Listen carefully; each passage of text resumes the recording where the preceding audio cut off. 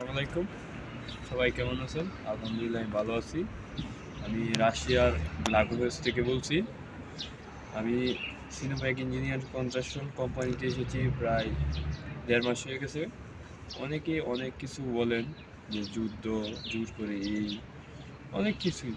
কিন্তু ভাই এটা বাংলাদেশ, ইন্ডিয়া, পাকিস্তানের মতো না যে আপনাকে জোর করে নিবে এই দেশে। বুঝেন নাই? এটা ভাই রাশিয়া, বুঝছেন? এখানে আমরা বাঙালিরা অতি লোভী করে যুদ্ধে চলে যাই।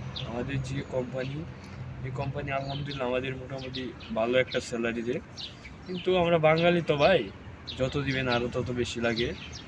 আমরা যুদ্ধে গেলে মনে করেন হিউজ পরিমাণ একটা টাকা পাই প্রথমত। মাসে ভালো একটা পরিমাণ টাকা, এই কারণে যুদ্ধে চলে যায়। যার কারণে অনেক ভাই বাদার মৃত্যুবরণ করছে কিছুদিন আগে।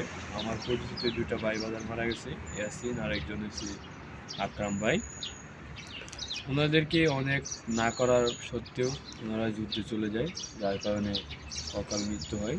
কিন্তু কিছু কিছু মানে হলুদ সাংবাদিকরা তারা এমনভাবে এটা প্রকাশ করে যেন তাদেরকে জোর করে ওই জায়গায় নিয়ে যাওয়া হয় যুদ্ধে, বা এখানে কাউকে জোর করে নেওয়া হয় না যুদ্ধে, নিজ ইচ্ছায় নিজ স্বেচ্ছায় যায়। আপনারা হয়তো ইয়াসিন ভাইয়ের ভিডিওটা দেখছেন।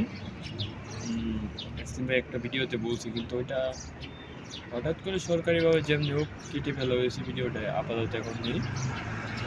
আপনারা সিনেমাকে আসতে পারেন, কোনো সমস্যা নেই।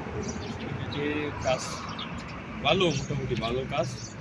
হয়তো এই জায়গায় অনেক ঠান্ডা ভাই, ঠান্ডা প্রচুর ঠান্ডা। এখন গরমের কাল, প্লাস ৪-৫ থাকে, সর্বোচ্চ ৮-৯-১০ উঠে।